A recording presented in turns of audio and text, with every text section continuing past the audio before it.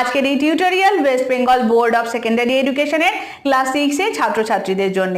আমি আজকে তোমাদের এই ক্লাসে lesson 9 I will go with my father a ploughing by Joseph Campbell এই কবিতাটি পড়াবো। আজকে আমাদের যে কবিতা I will go with my father a ploughing, তো দেখো এখানে এরপরে একটা হাইফেন দিয়ে প্লাউইং কথাটা লেখা আছে। আমি আমার বাবার সাথে যাব কি করতে? চাষ করতে।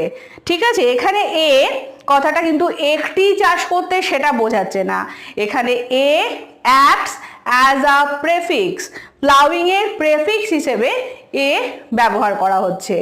এই যে এর ব্যবহার, এই ফরমেশনটা ওল্ড ইংলিশ লিটারেচারের ক্ষেত্রে পুরনো ইংলিশ সাহিত্যে খুব প্রচলিত ছিল, কিন্তু শুধুমাত্র পুরনো নয়, মডার্ন লিটারেচারেও মডার্ন পোয়েমের ক্ষেত্রেও এই প্রসেস চলছে।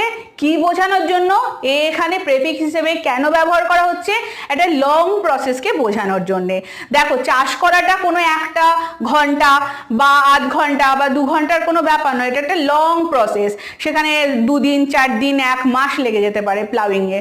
তো সেইটা বোঝানোর জন্য এখানে স্ট্রেস দেওয়ার জন্য প্লাউইংয়ের ওপরে এখানে এ প্লাউইং বোঝাচ্ছে। I will go with my father a ploughing, আমি আমার বাবার সাথে যাব কি করতে? জমি চাষ করতে। আমি কি বলেছি?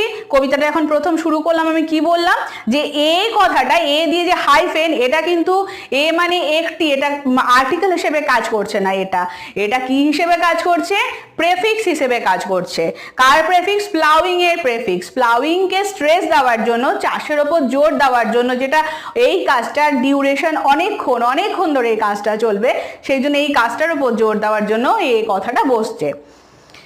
এরপরে দেখো, to the green field by the sea, green field underline করবে, কারণ এখানে দেখবে 3টে স্ট্যান্ডায় ফিল্ডের কালারগুলো কিভাবে চেঞ্জ হয়ে যাচ্ছে। প্রথমে গ্রিন থাকবে, তারপর রেড থাকবে, অ্যান্ড দেন ব্রাউন হবে।